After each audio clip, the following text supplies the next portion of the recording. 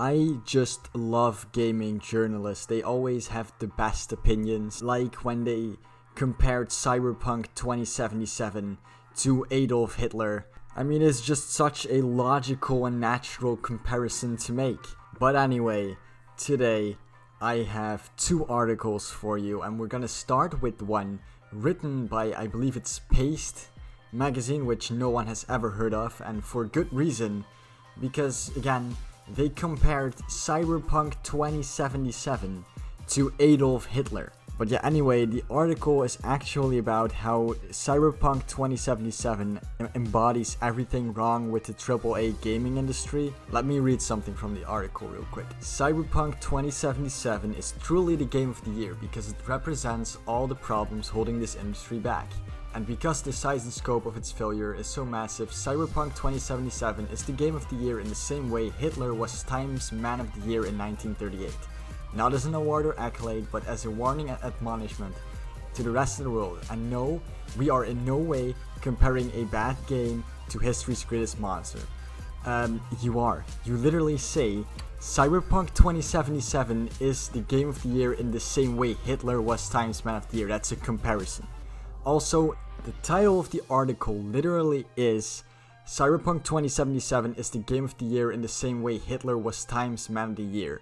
Okay, so as I'm editing this is me in the future. Hello. I'm editing this now, and they've actually changed the article title to Cyberpunk 2077 is game of the year, but in that man of the year time kind of way, whatever the fuck they changed it to. So they took the comparison to Hitler out of the title, but it's still in the article itself. So you're technically still comparing Cyberpunk 2077 to Hitler for no other reason than views and clicks. Now, besides the fact that it's fucking ridiculous to compare a video game to Adolf Hitler, like, their reasoning doesn't make any sense whatsoever either. Now, according to them, Hitler was Time's Man of the Year as a warning to the rest of the world. And, Cyberpunk 2077 is the same thing, only then for the gaming industry, I guess. First of all, Hitler didn't become Man of the Year because he was a threat to the world and the world needed to be warned. And everyone knows that Time magazine is the only place that people will listen to when it comes to dangerous dictators trying to take over the world. Now, he was Man of the Year because he was simply the most influential and important person in 1938. The Game of the Year Awards is like this award show which decides the best game of the year, right? But it's fucking rigged. It's fake. Like, the game that wins is just the game that gives the award show the most money, probably. Like this year, The Last of Us 2 won, which was probably the most hated game that came out this year. The story fucking sucked. No one liked that game except for the hardcore PlayStation fanboys because they're obligated to like anything that Sony makes.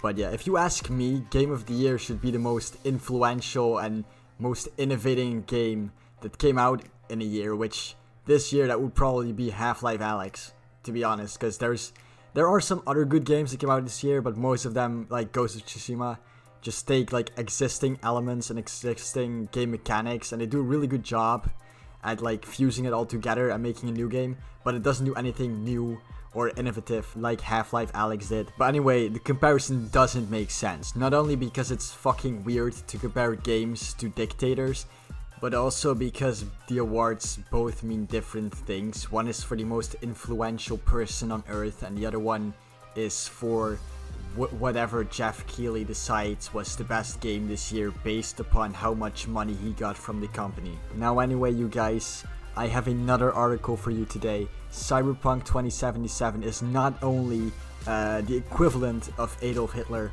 but it's also transphobic. Yeah, that's right. Now, there are multiple articles claiming that the game is transphobic based on different things, so I'm gonna speedrun this bitch.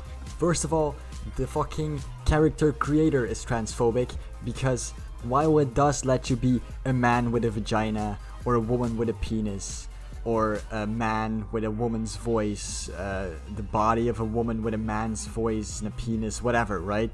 The characters in the game will still refer to you like a man or a woman based upon if you have a manly voice or a feminine voice, which is perpetuating the narrative that certain attributes of a person's body determine what kind of gender that person is? And the answer to that question is yes, fucking of course. Certain attributes of someone's body determine what gender they are.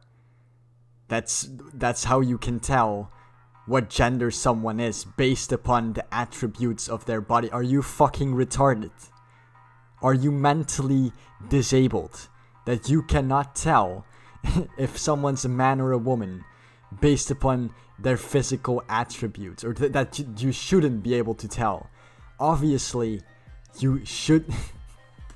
Obviously, certain attributes of a man or a woman's body indicate that they're a man or a woman. If someone has tits, they're more likely to be a woman than a man. That's just the way it is. I don't understand. How are you mad about it? They go out of their way to make it so that you can literally have any body type you want. You can be a man with a vagina and a fucking woman's voice if you wanted to, but that's still not enough for you. There need to be gender neutral pronouns. Fuck you. Okay, second article. Cyberpunk 2077 fetishizes trans people because it makes them look sexy in posters, but there aren't any trans people in the game, which I haven't played the game. I can't, it's too buggy, so I'm just gonna wait until they fix that. But yeah, I don't know. I think that since you can literally play as a trans person, that there are probably trans NPCs in the game. I'm not sure how it's even a bad thing then that they sexualize trans people. I mean, they sexualize women, they sexualize men in video games all the time. Everyone gets sexualized. Every group gets sexualized in video games. If you have a problem with that, you can just isolate trans people and not bring up all the other groups that get sexualized. But yeah, the third article is pretty much just like a fusion of the other two articles, but I think the name is quite funny. It's how Cyberpunk 2077 perpetuates transphobia and why gamers are calling it an act of violence. But yeah. It doesn't say anything new. It just says how that Cyberpunk for some reason pokes fun at the trans community. I don't see how they do that. They don't explain why also, so that's cool. They perpetuate negative stereotypes, that's why. They don't explain what stereotypes are being negatively perpetuated though. But yeah, then this is the end of the video. Subscribe if you liked it, please. I need validation, and goodbye.